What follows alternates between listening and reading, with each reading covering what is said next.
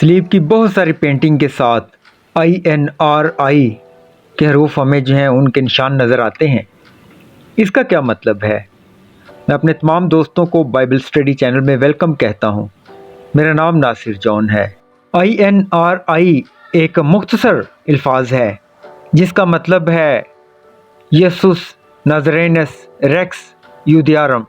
मेरी प्रोनाउंसिएशन शायद इतनी अच्छी ना हो, लेकिन ये एक लातीनी ज़बान का लफ्ज़ है जिसका तर्जमा है यसु नासरी, यहूदियों का बादशाह। रोमी गवर्नर पिलातुस ने ये अल्फाज लातीनी, यूनानी और अब्रानी में लकड़ी के निशान पर लिखे और उसे सलीब पर उन तमाम लोगों के लिए एक पैगाम के तौर पर छोड़ा जो वहाँ से गुज़रते थे। आए इस बारे में एक हवाला देखते हैं, यूहन्ना 19 बाब 19 आयत। और पिलातुस ने एक कुतबा लिखकर सलीब पर लगा दिया जिसमें लिखा था यसु नासरी, यहूदियों का बादशाह। INRI वो लक़ब है जो पिलातुस यसु मसीह को देते हैं, जिसकी वजह से यसु मसीह को मुजरम ठहराया गया और मसलूब किया गया। रूहानी पेशवाओं ने पिलातुस से कहा कि यसु मसीह यहूदियों का बादशाह होने का दावा करते हैं। इंजील में आप पढ़ सकते हैं कि यसु मसीह खुदा की बादशाही के बारे में अक्सर बात करते थे। यसु मसीह अपने आप को खुदा के साथ मुत्तहद करते हैं और ये कहते हैं कि वो इंसान के बेटे मसीह हैं।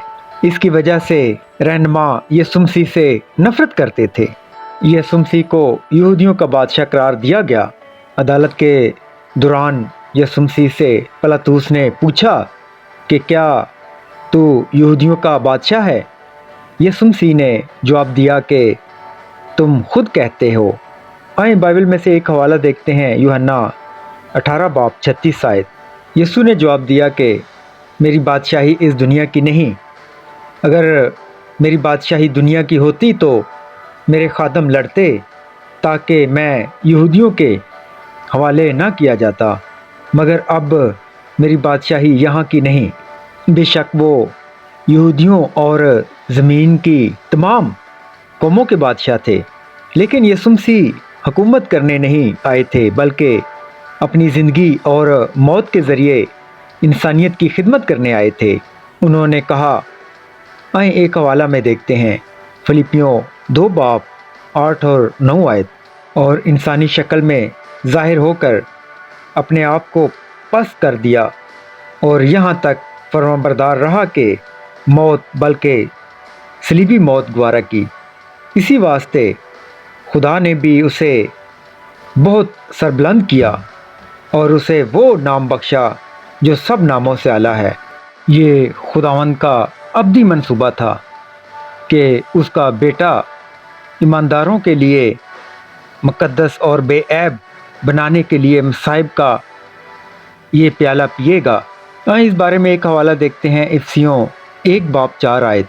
चुनांचा उसने हमको बने आलम से पेशतर उसमें चुन लिया ताकि हम उसके नज़दीक मोहब्बत में पाक और बेऐब हों। पिलातुस ने यसु नासरी लिखा क्योंकि ज़्यादातर लोग उसे इसी नाम से जानते थे। यसु मसीह एक तवील अरसे से नासरत में रह रहे थे। ये जगह इसराइल में मकबूल नहीं थी। ये गलील के इलाका में वाक़या थी, जिसे गैर यहूदियों का गलील कहा जाता था। जब यसु मसीह का एक शागिर्द यसु मसीह के बारे में सुनता है तो वो कहता है कि नासरत से कुछ अच्छा निकल सकता है, जिसका ज़िक्र यूहन्ना 1 बाब 46 आयत में है। नासरत के बारे में बाइबल की कोई पेशनगोई नहीं है। यही वजह है कि कुछ शकूक व शबाब रखने वालों ने कहा, क्या मसीह गलील से आएगा? क्या बाइबल में ये नहीं कहा गया है कि मसीह दाऊद की नस्ल से आएगा और बैतलहम से आएगा, यानी दाऊद के शहर से? लेकिन वो भूल गए कि यसु मसीह यहूदियों का बादशाह, जिसका ज़िक्र मत्ती 2 बाब 2 आयत में है। आइए देखते हैं, यहूदियों का बादशाह जो पैदा हुआ है वो कहाँ है? क्योंकि पूरब में उसका सितारा देखकर हम उसे सजदा करने आए हैं। यीशु मसीह बैतलहम में पैदा हुए थे। यही वो जगह है जहाँ मीका 5 बाब 2 आयत के मुताबिक यीशु मसीह पैदा होगा। आइए देखते हैं। लेकिन आए बैतलहम अफराता, अगरचे तू यहूदा के हज़ारों में शामिल होने के लिए छोटा है, तो भी तुझ में से एक शख्स निकलेगा और मेरे हजूर इसराइल का हाकिम होगा। पिलातुस ने INRI का निशान क्यों लिखा? पिलातुस के बारे में बाइबल में ये वाज़ेह बयान नहीं किया गया कि उसने ये अल्फाज क्यों लिखे थे। ये मुमकिन है कि वो ये वाज़ेह करना चाहता था कि वो यीशु मसीह के मामले के बारे में कैसा महसूस करता है। उसने उसे बेगुनाह पाया और कई बार उसने उसे मौत के फैसले से आज़ाद करने की कोशिश की। पिलातुस ने सरदारों से कहा, उसे खुद ले जाओ और उसे सलीब पर चढ़ाओ, क्योंकि मुझे उसमें कोई कसूर नज़र नहीं आता, जिसका ज़िक्र यूहन्ना 19 बाब 6 से 14 आयत तक है। रहनुमाओं ने यीशु मसीह के लिए उसकी हमदर्दी कबूल नहीं की। उन्होंने पिलातुस को तनबीह किया कि अगर वो यीशु मसीह को मुजरम नहीं ठहराता तो वो उसे रोमी शहनशाह का दुश्मन कहेंगे। गवर्नर की असियत से ये उसके लिए बड़ा ख़तरा था। अगर रोम में कैसर को ये पता चलता तो पिलातुस को अपने कैरियर और असासों से मरहूम होना पड़ता। लिहाजा उसने यीशु मसीह की मजम्मत करने का इंतखाब किया। लेकिन पिलातुस को इल्ज़ाम लगाने वालों से बदला लेने का मौका मिला। वो लकड़ी के निशान पर लिखता है कि यीशु मसीह सलीब पर लटका हुआ है क्योंकि वो यहूदियों का बादशाह है। ये तहज्जुब की बात है, लेकिन वो लोग इस मतन से खुश नहीं थे।